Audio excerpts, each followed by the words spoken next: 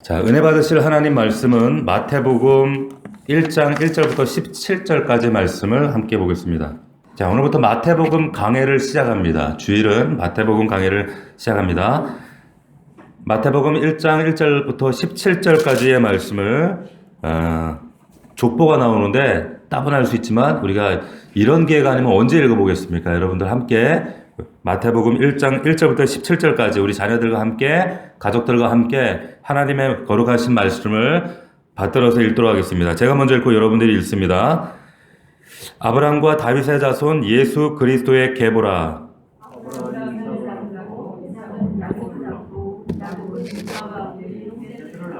유다는 다말에게서 베레스와 세라를 낳고 베레스는 헤스론을 낳고 헤스론은 람을 낳고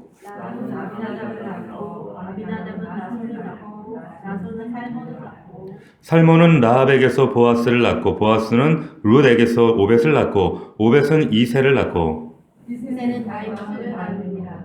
다윗은 우리아의 아내에게서 솔로몬을 낳고 솔로몬은 르호보암을 낳고 르호보암은 아비야를 낳고 아비야는 아사를 낳고 아사는 여호사밧을 낳고 여호사밧은 요람을 낳고 요람은 우시아를 낳고 우시아는 요담을 낳고 요담은 아하스를 낳고 아하스는 히스기야를 낳고 히스기야는 므낫세를 낳고 므낫세는 아몬을 낳고 아몬은 요시아를 낳고 바벨론으로 사로잡혀 갈 때에 요시아는 요고냐와 그의 형제들을 낳으니라. 바벨론으로 사로잡혀간 뒤에 여고냐는 스알디엘을 낳고 스알디엘은 스룹바벨을 낳고 스룹바벨은 아비옷을 낳고 아비옷은 엘리야김을 낳고 엘리야김은 아소르를 낳고 아소르는 사돈을 낳고 사돈은 아비를 낳고 아비는 엘리옷을 낳고 엘리옷은 엘라사를 낳고 엘리아사는 mat단을 낳고 mat단은 야곱을 낳고 야곱은 마리아의 남편 요셉을 낳았으니 마리아에게서 그리스도라 칭하는 예수가 나타납니다. 다 같이 그런즉 모든 대수가 아브라함부터 다윗까지 14대요 다윗부터 바벨론으로부터 사로잡혀 갈 때까지 14대요 바벨론으로 사로잡혀 간 후부터 그리스도까지 14대더라. 아멘. 마태가 본 그리스도 예수, 마태가 본 그리스도 예수 이와 같은 제목으로 하나님 말씀 은혜를 나누겠습니다. 오늘부터 이제 성탄절을 우리가 며칠 앞두고 오늘부터 마태복음 강해를 시작합니다. 신약 성경 이 책을 우리가 딱 열게 되면 마태복음이 제일 먼저 등장을 합니다. 그러나 마태복음이 제일 먼저 쓰여진 책은 아니에요. 원래 신약 성경 가운데 제일 먼저 쓰여진 책은 마가복음이죠. 예. 그런데 이 마가복음을 앞에다 배치하지 않고 왜 마태복음을 앞에다가 이렇게 배치를 했을까? 게다가 모처럼 이제 성경 읽으려고 마음 먹고 이제 성경을 딱 피면 낳고 계속 이렇게 따분한 얘기만 하고 뭐 이름도 처음 들어보는 막 생소한 이름들이 등장해가지고 막 우리의 인내심을 끊어놓고 그냥 성경을 덮어버리게 만드는 왜 이런 족보들로 구성이 되어 있는가 이 말이에요. 자, 그럼에도 불구하고 마태복음을 신약 성경의 제일 첫 자리에 얹혀놓고 또 마태복음 첫 장이 족보로 이렇게 쓰여지게 된 데는 아주 중요한 이유가 있습니다. 굉장히 중요한 이유가 있습니다. 그래서 오늘은 마태복음 강해를 시작하면서 서론이니까 이 서론적 차원에서 말씀을 좀 접근해 볼 텐데, 그래서 오늘 말씀의 제목이 마태가 본 예수, 그리스도 예수입니다. 마태는 이 예수를, 이 성탄을 어떻게 바라보고 있는가라고 하는 것이 오늘 말씀의 주제입니다. 마태복음을 쓴 사람은 당연히 마태입니다. 근데 책 안에, 이 성경책 안에 보면 마태가 이 마태복음을 썼다라고 하는 구체적인 언급이 나와 있지는 않아요. 그러나 학자들이 오랜 연구 끝에 종합적인 합의된 결론이 마태일 것이다라고 하는 거지 마태복음 안에 마태가 썼다라는 말은 나와 있지 않습니다. 그러나 우리가 거기에 다 동의하고 마태가 썼다라고 합의하고 읽고 있다라고 하는 거죠. 자, 마태는 저와 여러분들이 아시는 것처럼 예수님의 부름받은 제자였습니다. 이 사람이 어디서 예수님의 부름을 받았는가 하면 가버나움이라고 하는 그 해안가에서 자판대 펴놓고 거기서 로마를 대신해서 이렇게 세금을 징수하는 돈을 걷어들이는 이런 사람이었습니다. 한마디로 세리원이었죠. 세리원. 이 사람이 이렇게 세리를 했던 것으로 봐서 학력 수준이 이렇게 떨어지는 사람이 아니었어요. 적어도 이 세리를 하려면 계산이 빨랐어야 됐고, 그리고 기록이 가능해야 됐고, 그를 알았다는 얘기고, 그리고 더군다나 이 가버나움이라고 하는 것은 무역항이었기 때문에 수많은 외국 사람들이 오가는, 그래서 많은 물건을 사고 파는 그런 물류의 중심지였습니다. 그러니까 당연히 학자들의 종합된 의견은 이 마태는 적어도 외국어를 2개국어 이상 할 줄 아는 사람이었다. 히브리어는 물론이고 아람어 그리고 헬라어까지 거기에 분명히 능통한 사람이었을 것이다라고 하는 것이 전반적인 추정입니다. 의견입니다. 그러니까 한마디로 얘기하면 이 사람 마태는 배운 사람이에요. 대학 물 먹은 사람이란 이 말이에요. 근데 이 똑똑한 마태가 신약 성경 첫 번째에 얹혀질 책을 이 마태복음을 기록하면서 거기에 첫 장에다가 왜 하필 족보를 썼을까? 왜 족보를 썼을까? 이거 누가 읽어봐도 따분한 내용이잖아요. 여러분들 읽으면서 우리 자녀들 아마 읽다가 지금 이게 뭔 소린가 하면서 좀 딴짓하고 그런 게 눈에 선해요. 이 따분한 내용. 왜 여기다 첫 장에다 신약 성경 첫 장을 여는 중요한 자리에 이걸 배치했을까? 여러분, 우리는 이 족보를 볼 때 느끼는 감정이 따분함을 느끼지만 여러분 2000년 전에 고대 이스라엘 사람들이 이 족보를 열었을 때 이들이 과연 따분하게 느꼈을까요? 전혀 그렇지 않더라는 거예요. 절대 그렇지 않다는 겁니다. 이 사람들은 지금 이 첫 장을 딱 열었을 때 굉장히 놀랍고 흥분할 만한, 흥미를 느낄 만한 그런 특이한 내용들로 시작이 됩니다. 그게 1장 1절이에요. 자, 1장 1절 신약의 첫 문장입니다. 아브람과 다윗의 자손 예수 그리스도의 계보라. 이렇게 시작이 돼요. 아브람과 다윗의 자손 예수 그리스도의 계보다. 이 계자는 이을 계자입니다. 그러니까 족보 같은 개념이에요. 근데 문제는 뭐냐면 이 족보가 결국은 그럼 누구를 설명하기 위한 족보냐? 마땅히 예수 그리스도 메시아, 이 사람 예수를 설명하기 위한 족보라는 거예요. 그런데 그 앞에 두 명의 인물이 지금 소개되고 있죠. 누굽니까? 아브람과 다윗이에요. 예수를 설명하는데 이 예수 그리스도를 설명하는데 이 두 사람이 앞에 등장을 했어요. 자, 족보라고 하면 우리가 오해할 수가 있어요. 어떤 오해를 할 수 있는가? 그러니까 이 족보는 예수 그리스도가 아브라함의 혈통이고 다윗의 혈통이고 이 혈통되는 이것을 생물학적으로 증명하기 위해 논증하고 이걸 증빙하기 위한 족보가 아닌가라고 생각할 수 있는데 오해입니다. 이것은 혈통을 증명하기 위해서 기록하고 있는 족보가 아니라고 하는 거예요. 자, 이 오해를 단번에 끊어버릴 수 있는 상식적인 질문을 여러분들에게 한번 던져보겠습니다. 그게 뭐냐면 예수 그리스도가 누구를 통해 이 땅에 오셨습니까? 누구를 통해 이 땅에 나셨어요? 동정녀? 마리아. 모르셨어요? 어머니가 마리아잖아요. 처녀 마리아. 근데 동정녀, 남자와 여자의 만남이 아닌 동정녀의 몸으로 이 예수를 낳았단 말이에요. 그런데 이 동정녀인 마리아가 누구랑 결혼을 했어요?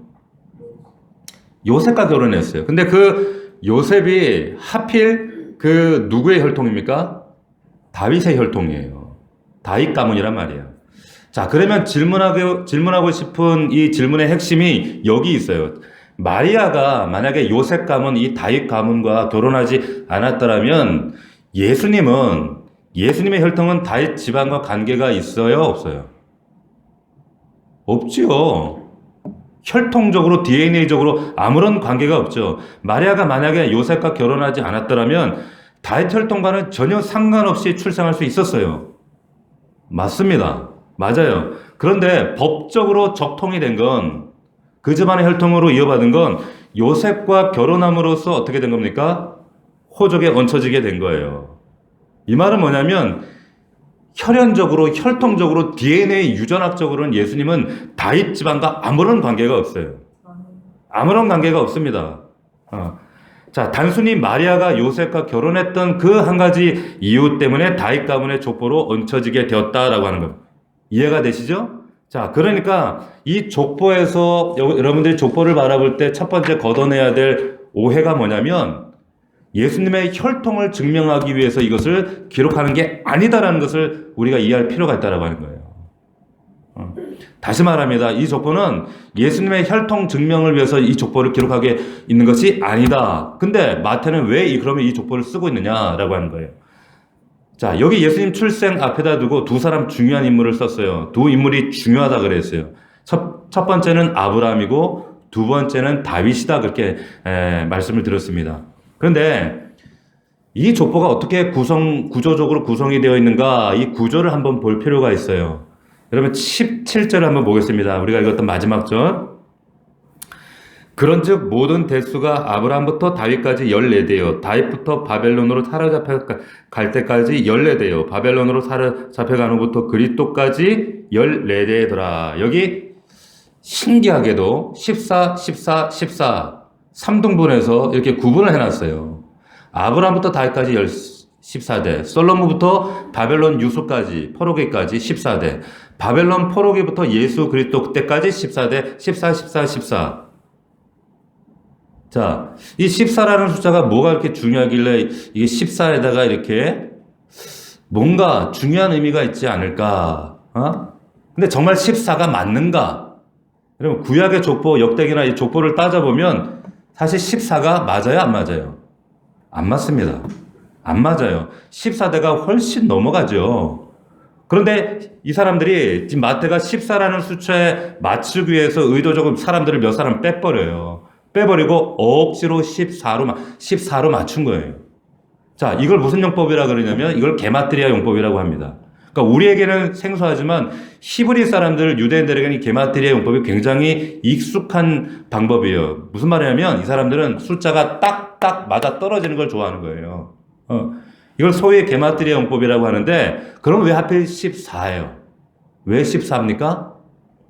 이 14라는 숫자가 히브리인들에게는 굉장히 의미 있고 중요하기 때문에 그렇습니다.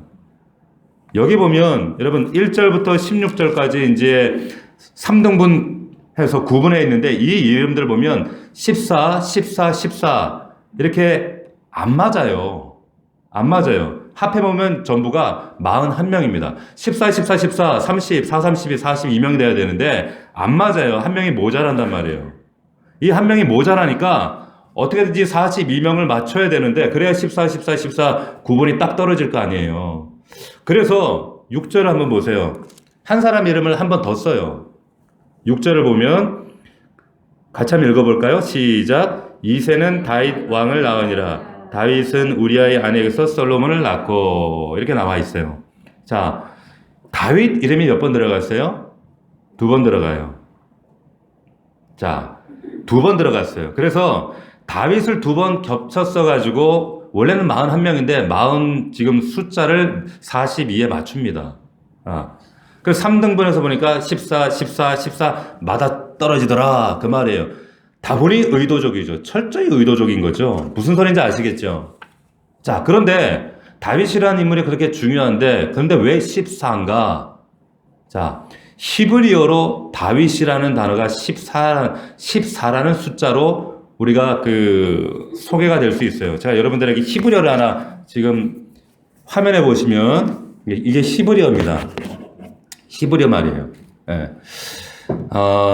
원래 히브리어는 모음이 없습니다. 그래서 자음으로만 22글자로 되어 있는데 히브리어는 여러분들이 보는 지금 화면에서 볼 때 오른쪽에서 읽는 거예요. 오른쪽에서. 그러니까 오른쪽에서 왼쪽으로 읽는데 지금 이 첫 번째 단어가 달렛입니다. 달레트. 숫자가 4예요. 잘 보이시죠? 우리 방송으로 온라인 예배하는 성도들도 이걸 잘 보셔야 돼요. 이게 숫자 4입니다. 왜냐면 이 히브리어는 각 단어보다 숫자를 순서대로 매겨놨어요. 그래서 영어의 A에 해당하는 것이 히브리어는 알레프라고 하는 건데 여기에 1이에요. 베트 2예요. 근데 여기 달레트, 여기 나와 있는 첫 번째 단어 이 달레트는 이 알파벳으로 숫자가 네 번째 단어이기 때문에 4입니다. 자, 그리고 중간에 있는 자음, 이 자음이 와우라고 읽어요. 바브라고도 읽기도 하는데 와우라고 하는데 이 숫자는 6입니다. 6이에요. 그리고 그 다음에 똑같이 달렛이에요. 달렛. 그러니까 4, 6, 4. 합이 얼마예요? 14예요. 14입니다. 그러니까 이 14는 결국 누구의 숫자가 되는 거예요? 다윗의 숫자가 되는 거예요. 다윗의 숫자. 자, 그래서 이 14, 14, 14 끊어서 이 족보의 구조를 다윗과 연관해서 이렇게 구조적으로 만든 겁니다. 그만큼 그리스도의 탄생, 예수 그리스도의 이 탄생이 이루어질 때까지 이 다윗 가문의 역할이 그만큼 중요한 역할을 한다라고 하는 것을 강조하기 위해서 마태가 이렇게 했다는 거예요. 자, 그냥 예수 그리스도의 족보라고 하니까 혈통적으로 그 집안 통해서 나셨나 보다. 이 팩트도 중요하지만 그것보다 중요한 것은 다윗과 아브라함이 왜 중요한가를 여러분들이 아셔야 됩니다. 여러분 창세기 13장 14절 15절을 보면 아브라함이 롯과 이제 이별하는 장면이 나옵니다. 우리가 창세기 강을 통해서 우리가 기억하실 거예요. 그때 이별하는 장면 가운데 하나님께서 아브라함에게 이런 말씀을 하셔요. 15절 말씀에 보면 롯이 아브라함을 떠난 후에 여호와께서 아브라함에게 이르시되 너는 눈을 들어 너 있는 곳에서 북쪽과 남쪽과 그리고 동쪽과 서쪽을 바라보라. 보이는 땅을 내가 너와 내 자손에게 주리니 영원히 이르리라. 자, 이 말씀이 1차적으로 이스라엘 민족에게 이루어졌죠. 그리고 영적으로는 메시아가 오시는 약속이 우리 가운데 성취된 거예요. 그런데 여기에 내가 너와 내 자손에게 이 자손이라고 하는 단어가 문법적으로 창세기 말씀할 때도 제가 분명히 나눴어요. 문법적으로는 복수로 쓰여져 맞아요. 이 자손이라는 단어가 성격 자체가 복수여야 맞지요. 자손이니까. 그런데 신기하게도 이 단어가 단수로 쓰여져 있어요. 단수로 되어 있어요. 딱 하나를 가리킬 때 쓰는 이 단수로 자손이라는 표현을 기록하고 있다라고 하는 거예요. 여기 보니까 자손이라는 이 단어가 나오죠. 자손이 나오고 여기 보니까 땅을 주겠다는 말이 나오고 근데 이 약속을 누가 하십니까? 하나님이 하셔요. 그러니까 땅이 있고 자손이라고 하는 백성이 있고 이 말씀을 하고 계시는 통치권자 하나님. 그러면 이것은 이 세 가지의 구성 요소를 합치면 뭐가 되는 거예요? 나라가 되는 거예요. 나라. 아브라함이 1차적으로 내가 이런 육신의 나라를 주지만 이것은 영원한 영적인 나라 그리스도의 나라를 실제적으로는 하나님의 나라를 약속하시는 말씀이라는 거예요. 실제적으로 육신의 나라가 아니라 하나님의 나라 그리스도의 나라. 근데 그 나라가 지금 우리에게 이루어졌어요? 안 이루어졌어요? 이루어졌어요. 육으로 이루어졌고 영적으로도 우리에게 하나님의 나라가 이루어졌단 말이에요. 자, 이 약속이 어떻게 성취되는가?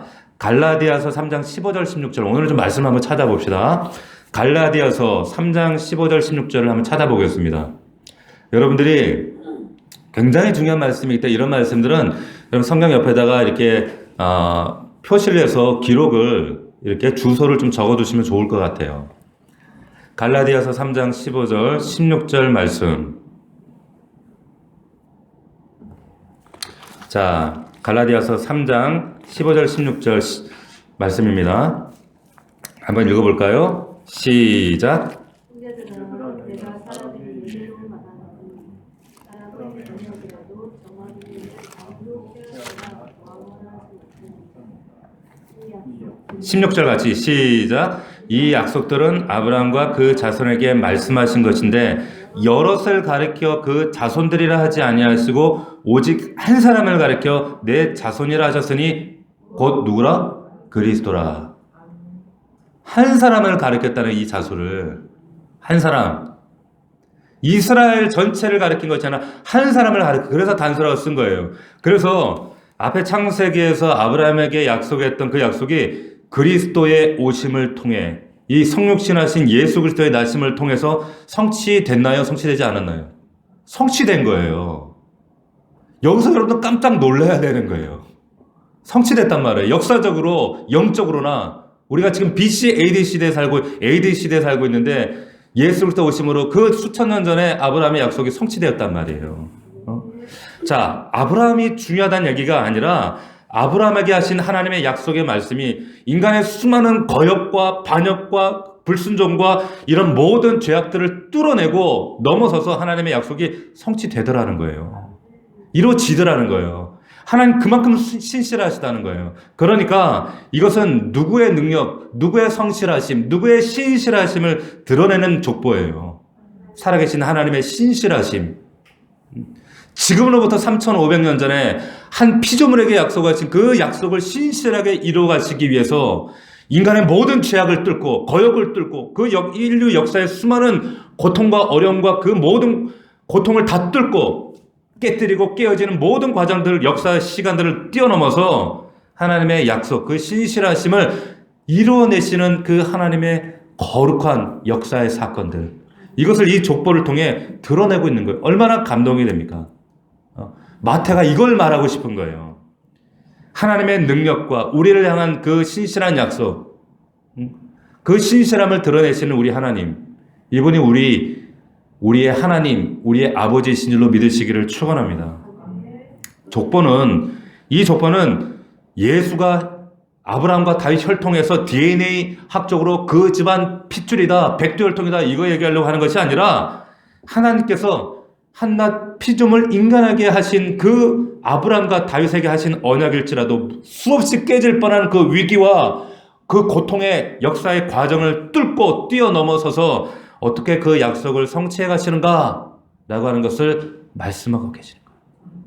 여러분, 이 신실하신 하나님이 여러분들 인생 이면에서 여러분들을 주장하고 계시고 여러분들 삶을 주권자로 여러분들을 만들어가고 계시다는 사실을 믿을 수 있기를 주의 이름으로 축원합니다. 여러분의 사랑하는 아들, 딸들의 인생, 여러분들이 주관하는 것이 아니라 이 신실하신 하나님의 약속의 말씀을 따라 여러분들의 자녀와 여러분들의 가정이 이루어져 가고 있음을 믿을 수 있기를 축원합니다. 축원합니다. 보세요. 그런데 왜 다윗 가문에서 오셔야 되는가? 사무엘하 7장 8절을 한번 보겠습니다. 구약성경 사무엘하 7장 8절. 왜 다윗 가문에서 예수 그리스도가 이 땅에 오셔야만 하는가? 구약성경 473면 사무엘하 7장 8절부터 12절. 사무엘하 7장 8절부터 12절을 제가 읽을 테니까 여러분들 눈으로 잘 따라오세요. 7장 8절입니다. 지금 나단 선지자를 통해 다윗에게 하시는 말씀이에요. 하나님께서 제가 읽습니다.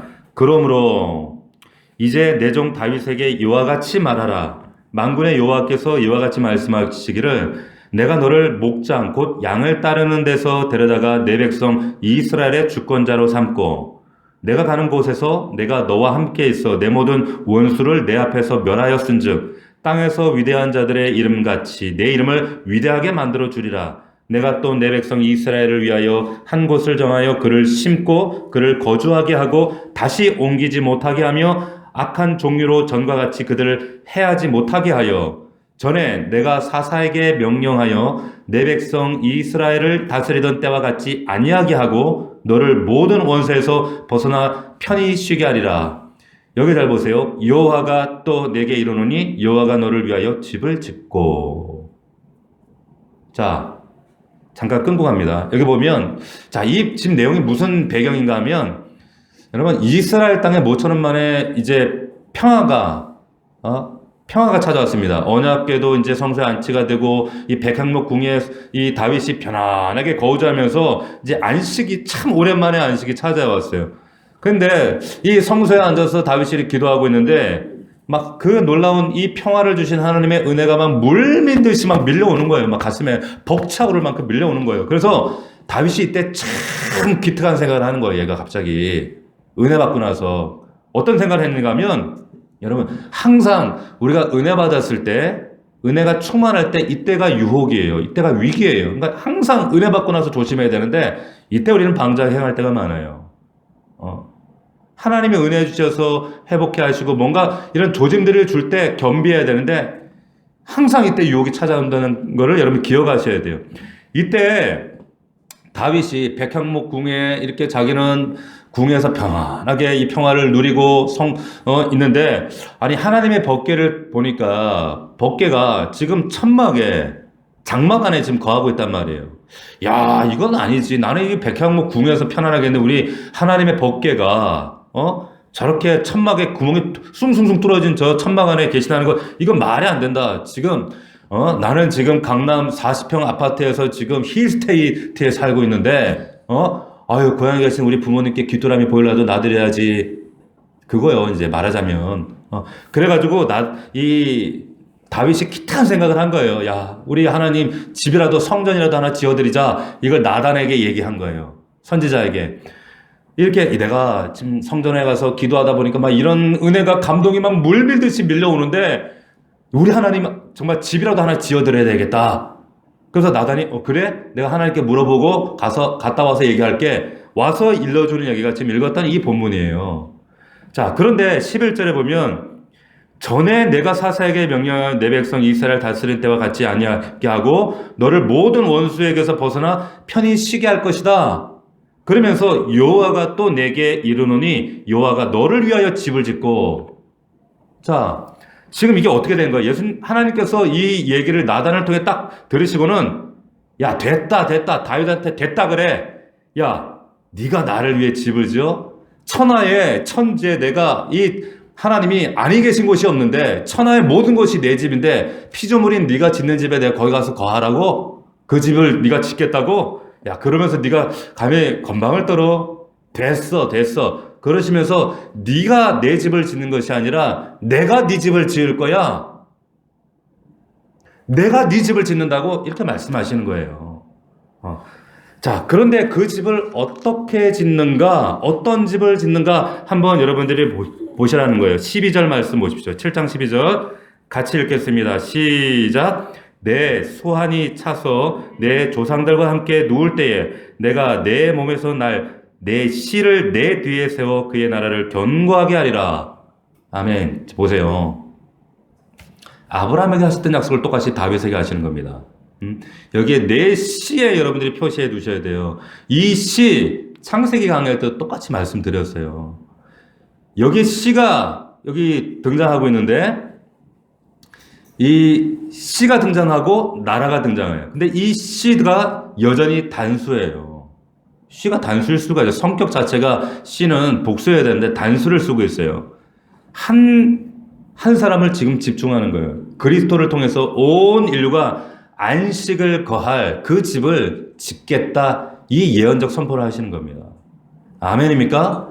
자, 다윗이 하나님을 위해서 내가 집 짓겠다 이렇게 까부는데 하나님은 인류를 위해서 그리스도를 통해 네가 내 집 짓는 것이 아니라 내가 이 집을 짓겠다. 이렇게 다윗과 하나님의 시선 차이가 이렇게 큰 차이가 나는 거예요.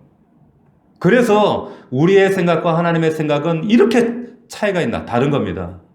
하나님, 나 이렇게 해주세요. 저렇게 해주세요. 이렇게 바꿔줬으면 좋겠어요. 우리는 하나님께 이렇게 간구하는데 하나님의 생각은 우리의 생각과 전혀 달라요. 우리의 간구와 전혀 다르시다는 거죠. 예수 그리스도를 통해서 내가 다윗에게 이 집 짓겠다 말씀하시는 겁니다. 그래서 여러분 그리스도가 이 땅에 오시는 이 족보에 반드시 두 인물이 등장하는 거예요. 아브라함과 다윗. 그래서 아브라함과 다윗이 중요한 거예요. 누구에게 약속하신 거예요? 아브라함에게 약속하셨고 두 번째 다윗에게 약속하신 거예요.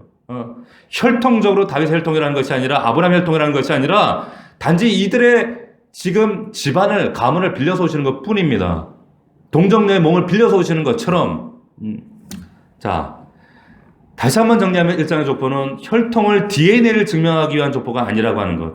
하나님이 언약하신 인류의 구원자 예수 그리스도 이 탄생에 대해서 아무런 믿음이 정말 단 0.1%의 믿음도 없었던 아브라함에게 언약을 하시고 또 철없는 생각으로 하나님 내가 하나님 집 지을게요 라고 했던 그 다윗에게 아니 네가 아니라 내가 네 집을 지을 거야 라는 약속을 하셔. 네 씨를 통해서 이 두 가지 설명을 하고 싶은 거예요.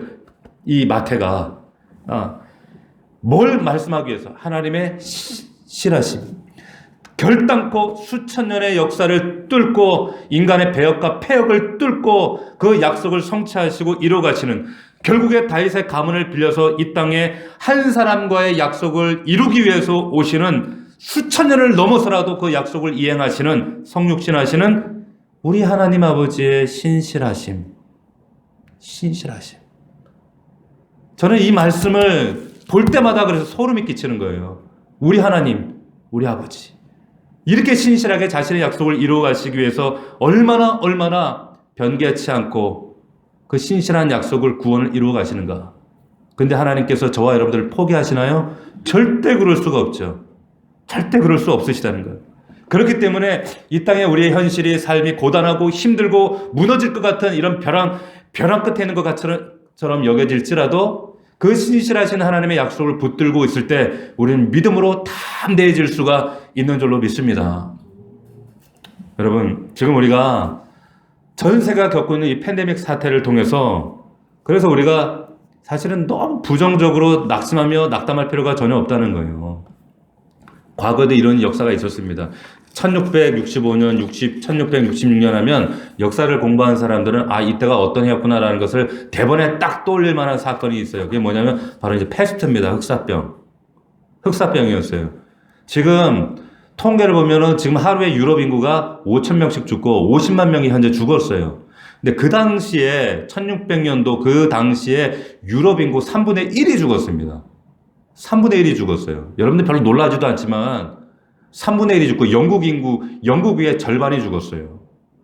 근데 그 당시에 기록을 보면 그때 어떤 일이 있었는가 하면 영국에 아주 깨어있는 청교도 그 신앙인이었고 믿음의 사람이었던 그 다니엘 디퍼라고 하는 분이 있었습니다. 이 사람 굉장히 뛰어난 언론인이었는데 이분이 이런 그 당시의 전염병 사태를 맞이하면서 남긴 글이 전염병 연대기라고 하는 글이 있습니다. 그 책 서문에 보면 이런 그 기록이 있어요.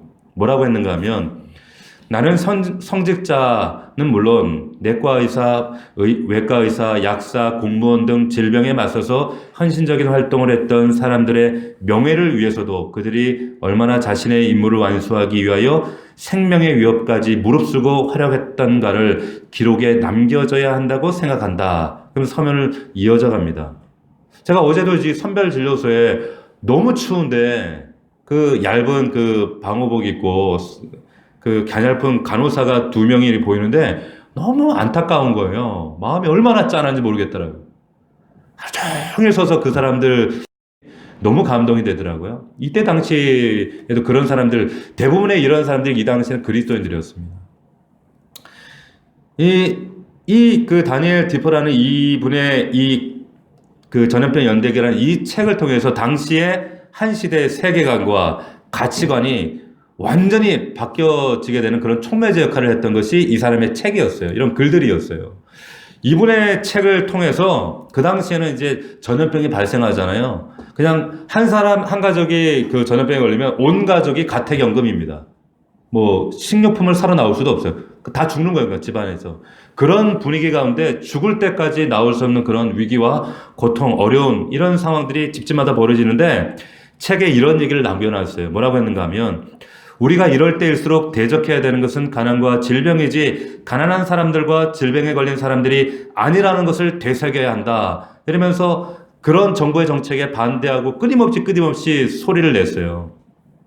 이분이 남긴 글이 이것이 하나의 정말 사회 변혁 운동처럼 일어나서 이분의 글을 통해서 당시에 그 청교도 소설이라고 하는 그 소설들의 역사들이 막 일어나요. 그래가지고 여러분들이 잘 아는 로빈슨 크루소 같은 이런 소설들 청교도 소설이거든요. 이런 글들이 나오게 되고 역작들이 그 뒤에 신라권 그리고 철로역정 이런 책들이 이분의 이런 글들을 통해서 어떤 촉매제 역할을 해서 글들이 막 이제 역작들이 나오게 되어집니다.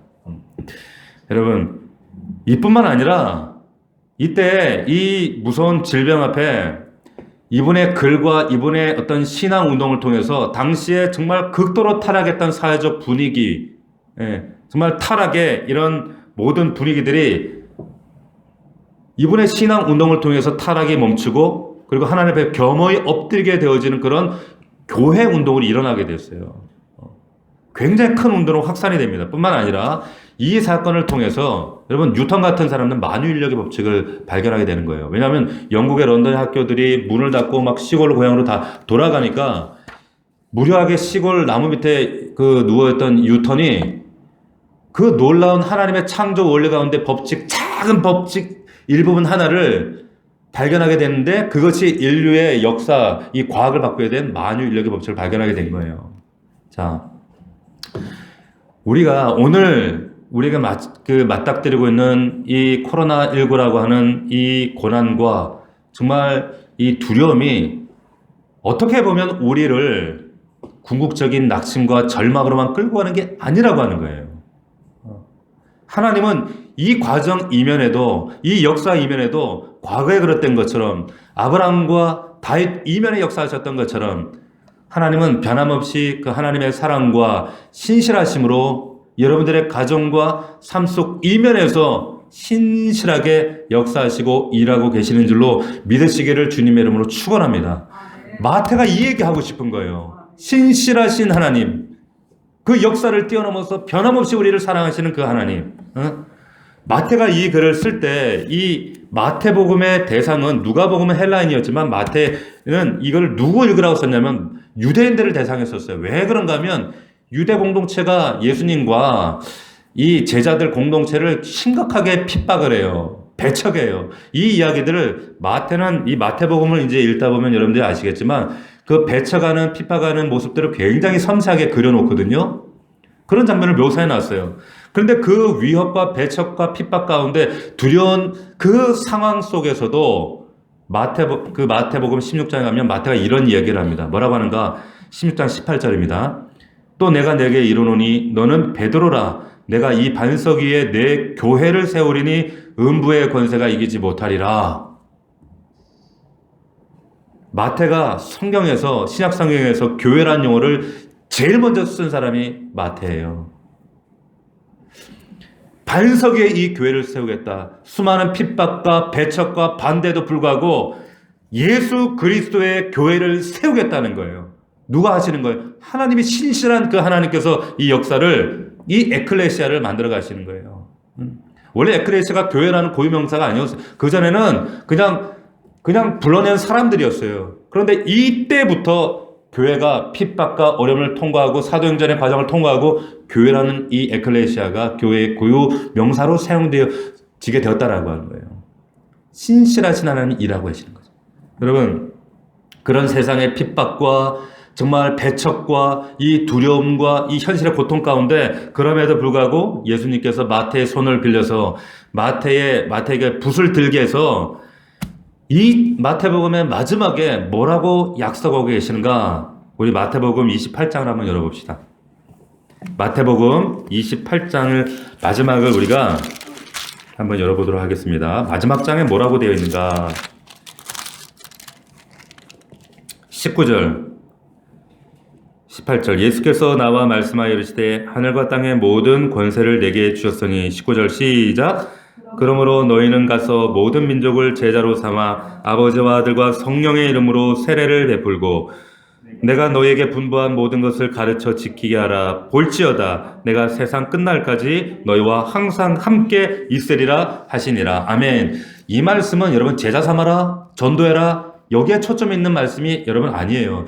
여기에서 예수님이 강조하고 싶으신 내용은 뭐냐면 내가 세상 끝날까지 너희와 항상 함께 있겠다라고 하는 약속이에요. 여러분, 근데 이 약속은 마태복음의 시작의 약속이었어요. 마태복음 1장으로 한번 다시 가보십시다.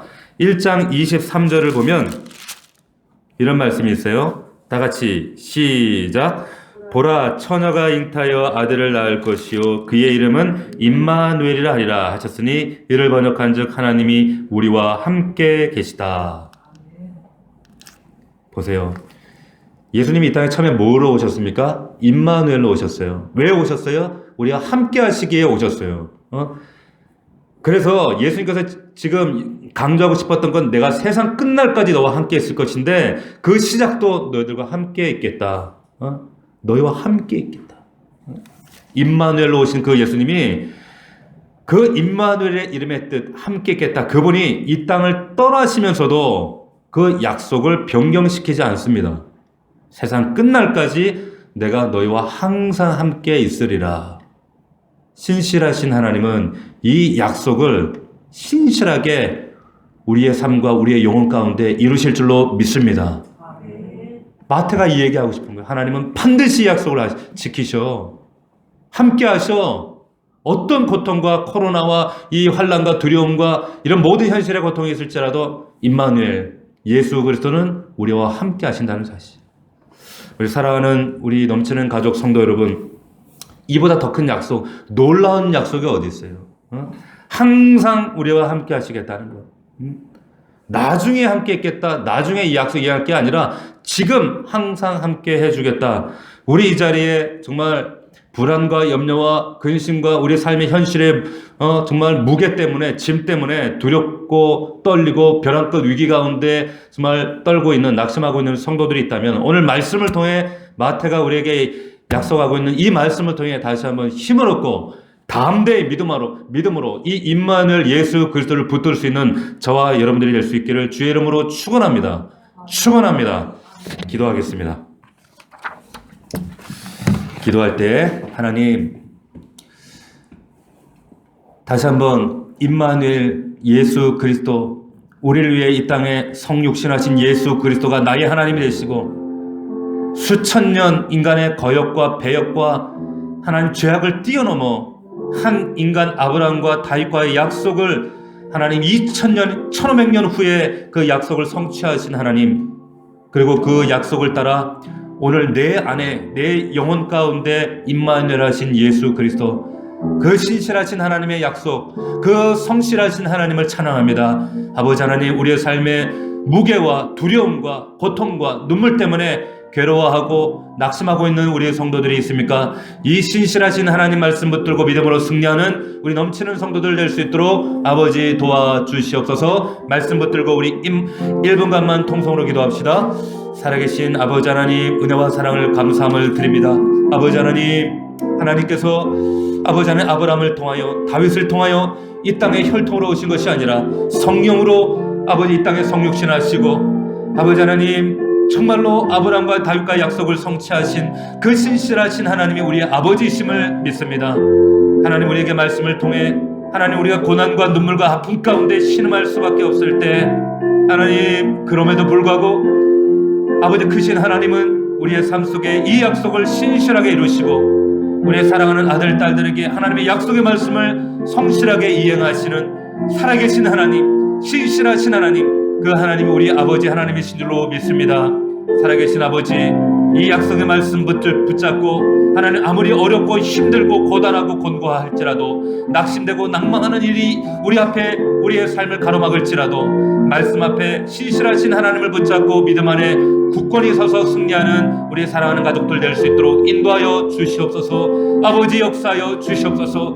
코로나가 속히 종식되게 하시고 우리의 사랑하는 성도들의 가정과 삶이 일상으로 돌아갈 수 있도록 도와주시옵시고 저들의 가정과 삶 속에 하나님의 은혜와 은혜로 충만하게 역사하여 주시옵소서. 아버지 하나님 함께하여 주시옵소서.